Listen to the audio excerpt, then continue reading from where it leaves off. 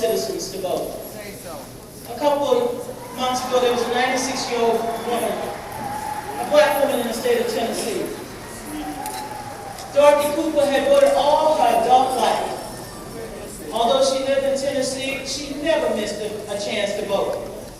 And yet in 2010, that Tea Party election, I'm being gentle, that Tea Party election, Mrs. Cooper was denied the right to vote because they said her name on her voter identification card did not match the records they had.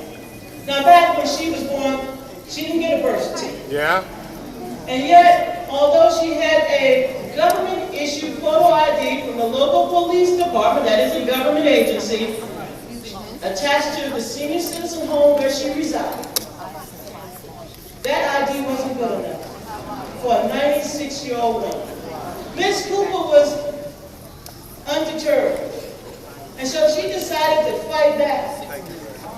We got on her side along with other civil rights organizations, and you know what? We were determined to fight for Miss Cooper. Miss Cooper had her voter registration reinstated so that she can vote.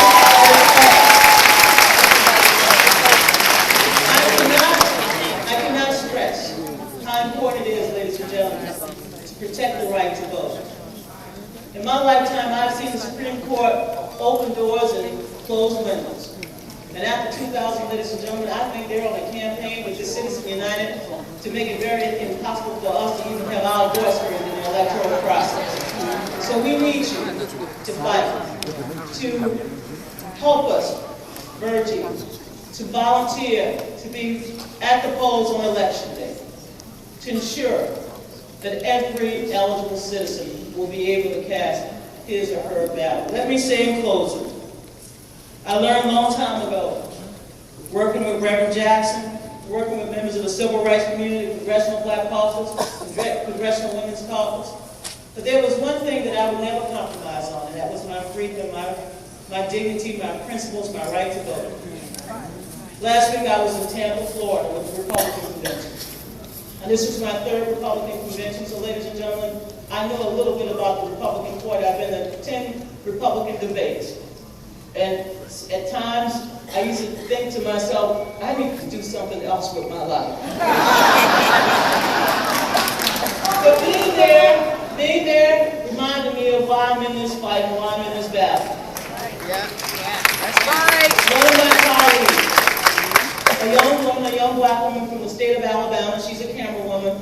Some of you might have heard that she was chopping her peanuts and told that this is how we feed our animals back home. She is a woman of dignity, a Christian woman, and so therefore, ladies and gentlemen, she is not one of those people that just want to go out there and make this a story. But Roland Martin and I and other colleagues have seen them be embraced and be hugged, and we said, we got your back, you're going back out there. At this convention, ladies and gentlemen, let us be reminded of who we are as Americans. We are Americans. We're diverse. We come from all ages, backgrounds, ethnic backgrounds, religions. We stand up for the American principles and ideals. Not only found in our Constitution, but also it reminds us of what's in our own hearts. Let us treat one another with respect and dignity. I know we will do that. Yes, that's right. We are not going to resort to, we want to take back America. We want to reclaim the American promise for every